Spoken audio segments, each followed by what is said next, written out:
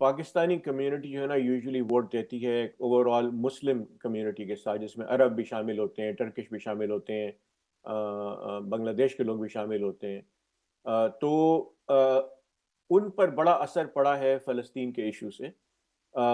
پچھلے الیکشن میں 2020 میں تقریباً 90-95% مسلمانوں نے جو ہے وہ جو بائیڈن کو ووٹ دیا تھا، اور میں اب سے یہ سمجھتا ہوں کہ جو بائیڈن کے جیتنے کی ایک بڑی وجہ 2020 میں مسلم ووٹ بھی تھا۔ فار ایگزامپل جہاں میں رہتا ہوں جارجیا میں، جارج بائیڈن صرف 13,000 ووٹ سے جیتے تھے، اور 1,20,000 ووٹ جو تھے مسلمانوں کے تھے، جو تقریباً تمام کے تمام ان کو پڑے تھے۔ تو اگر ہم یہ ایزیوم کر لیں کہ وہ ووٹ ان کو اس دفعہ یعنی کاملا ہیرس کو نہیں ملیں گے، تو یقیناً جارجیا جو ہے وہ ڈونلڈ ٹرمپ جیت لیں گے۔ تو مسلمان ایز اے کمیونٹی اگر آپ دیکھیں، ایز اے ووٹنگ بلاک دیکھیں، تو وہ اس وقت بہت کنفیوز ہیں، کیونکہ وہ یہ سمجھتے ہیں کہ کاملا ہیرس آئے یا جو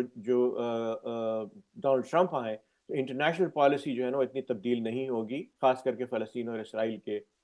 مقابلے میں۔ لیکن جس طرح آپ جانتے ہیں کہ ایک بڑے مشہور مشیگن کے شہر کے میئر جو عرب ہیں، انہوں نے ڈونلڈ ٹرمپ کی سپورٹ میں اعلان کر دیا ہے۔ کچھ مسلمان جو ہیں لیڈرز جو ہیں انہوں نے کہا ہے کہ ہمیں ڈیموکریٹ ہی رہنا ہے، انہوں نے اس کے لیے اعلان کر دیا ہے۔ تو اس وقت جو ہے سپلٹ ہے مسلم کمیونٹی ان جنرل کہ ہم کس کو ووٹ دیں۔ تو بلکہ جو سٹائن جو تھرڈ کینڈیڈیٹ ہیں گرین پارٹی کی، اس کو میرے تخمینے کے حساب سے 20% مسلم ووٹ ان کو اس دفعہ ملیں گے، جو کبھی مسلم ووٹس ان کو نہیں ملے تھے، کیونکہ مسلم ووٹس جو ہیں وہ کنفیوزڈ ہیں کہ دونوں جو ہیں ہمارے لیے شاید بہتر نہیں، Kamala Harris and Donald Trump, تو وہ تیسرے ووٹرز کو بھی کنسیڈر کر رہے ہیں، تیسری کینڈیڈیٹ کو بھی کنسیڈر کر رہے ہیں۔ لیکن میرا اپنا خیال یہ ہے کہ 50% سے زیادہ vote at the end of the day لوگ کاملا ہیرس کو دیں گے، جو پھر بھی ڈونلڈ ٹرمپ کے فیور میں جائے گا۔ اب جو جنوبی ایشیا کی آپ نے بات کی، ساؤتھ ایشیا کی بات کی، کہ اگر ہم بنگلہ دیش انڈیا کو بھی ملا لیں تو بنگلہ دیش کی ووٹنگ بھی جو ہے نا بہت ہی، بنگلہ دیشی لوگوں کی ووٹنگ بھی جو ہے نا بہت ہی سملر ہے جو پاکستانی اور عرب ووٹوں کی، کیونکہ بنیادی طور پہ وہی مسلمان ہیں۔ انڈین ووٹس جو ہیں وہ بھی اس دفعہ سپلٹ ہیں۔ عموماً انڈین ووٹ بھی جو ہے وہ ہمیشہ ڈیموکریٹس کو جاتا ہے، یا تقریباً 75-80% ووٹ جو ہے وہ ڈیموکریٹس کو جاتا ہے۔ لیکن اس دفعہ جو ہے وہ، حالانکہ کاملا ہیرس جو ہے وہ ہاف انڈین ہے،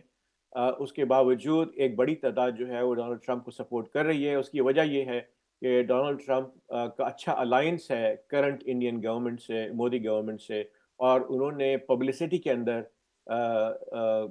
ڈونلڈ ٹرمپ کی جو پبلسٹی ہے